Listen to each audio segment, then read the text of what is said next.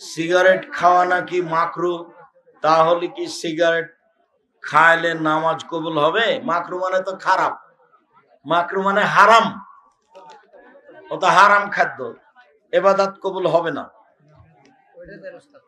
জানাজার সালাতে সানা ও সূরা ফাতিহা পড়তে হবে কি? সূরা ফাতিহা পড়তে বাধ্য, সানা পড়তে হবে না। আল্লাহু আকবার, আউযু বিল্লাহ, বিসমিল্লাহ, সূরা ফাতিহা, বিসমিল্লাহ অন্য একটা সূরা, আল্লাহু আকবার দুরূদে ইব্রাহিম, আল্লাহু আকবার বিশেষ দোয়া, আল্লাহুম্মা গফির লাহু ওয়ারহামহু শেষ। আসসালামু আলাইকুম ওয়া রাহমাতুল্লাহ। আসসালামু আলাইকুম ওয়া রাহমাতুল্লাহ।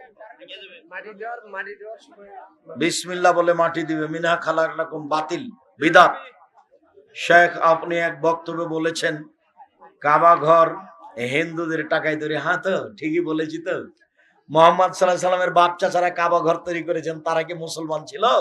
তারা ছিল পৌত্তলিক মূর্তি পূজক। কাবা ঘরে 360টা মূর্তি ছিল। তাহলে অমুসলিমেরাই কাবা ঘর তৈরি করেছে, এ কথাই ঠিক। হিন্দুর টাকা দিয়ে ইফতার করা যাবে? হিন্দুর টাকা দিয়ে মসজিদ নির্মাণ করা যাবে? কচ্ছপ, কুচে মাছ, কাঁকড়া খাওয়া যায়, রুচি হলে খাবে। যে ব্যক্তি পীরের মুরিদ এবং নেশাদার দ্রব্য পান করে তার পিছনে সলাত হবে কি? আপনার হবে, তার হবে না। আপনার সলাত হবে, তার হবে না। বাংলা অনুবাদ সহ কোন কোরআন শরীফটা ভালো? দেখেন কোনটা ভালো।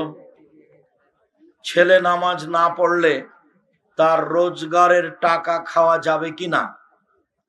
রোজগারের টাকা খাওয়া যাবে, তবে নামাজ তাকে পড়তে হবে বাধ্য। যদি আপনার ছেলে হয়, আপনি মা বাপ তাকে পিটাবেন, পিটিয়ে পড়াতে হবে।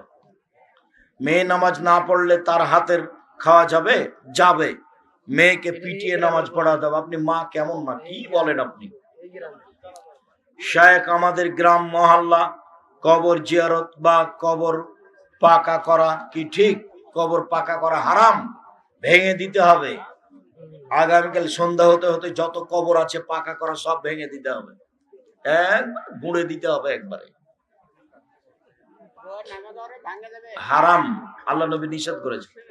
শায়েখ আমি যখন সালাত আদায় করি তখন শুধু দুনিয়াবি কথা মনে পড়ে। পড়ুক, খালি তুমি বলবা নাউজুবিল্লাহ মিন জালিক, আর বাম দিকে একটু থুথু দিবেন, থু থু, নাউজুবিল্লাহ মিন জালিক, তারপর কমে যাবে।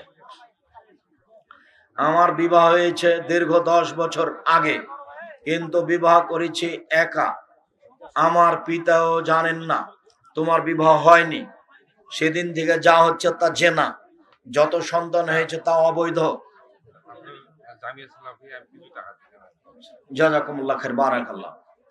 অবৈধ, সাথে সাথে তোমাকে এখন আবার বিবাহ পড়াতে হবে তোমার বাপকে দিয়ে। তোমার বাপ যদি না থাকে তাহলে তোমার চাচা, তোমার চাচা যদি না থাকলে তাহলে তোমার নিজ ভাই, নিজ ভাইকে দিয়ে দুজন সাক্ষী দিয়ে বিবাহ পড়াতে হবে। তাছাড়া তোমার সন্তানাদি সব হারাম হবে আর ফলাফল জাহান্নাম হবে। শায়েখ আমি দলবদ্ধ ভাবে মোনাজাত করি না, বিদায় অনেকে আমাকে ইহুদির দালাল বলে। আচ্ছা, তোমাকে যে ইহুদির দালাল বলছে, তো তুমি যদি ইহুদির দালাল না হও তাহলে সেই যে ইহুদির দালাল, এই কথা যে মুহাম্মদ সাল্লাল্লাহু আলাইহি ওয়াসাল্লাম বলেছেন, হাদিস বুখারী মুসলিম, ওর মাথায় গোবর আছে যে বলে তোমাকে, ও শয়তান, ওই হলো শয়তান। ও বুঝে ওর মাথায় গোবর আছে, ও কি করে বলতে পারে আর একজনকে দালাল? তুমি জানো হাদিস বুখারী মুসলিম, কেউ যদি কাউকে বলে যে ইহুদিদের দালাল কিন্তু আসলে দালাল নয়, তাহলে যে বলেছে সেই দালাল। এই কথা কে বলেছেন? মুহাম্মদ সাল্লাল্লাহু আলাইহি ওয়াসাল্লাম। হাদিস কোথাকার? বুখারী মুসলিম।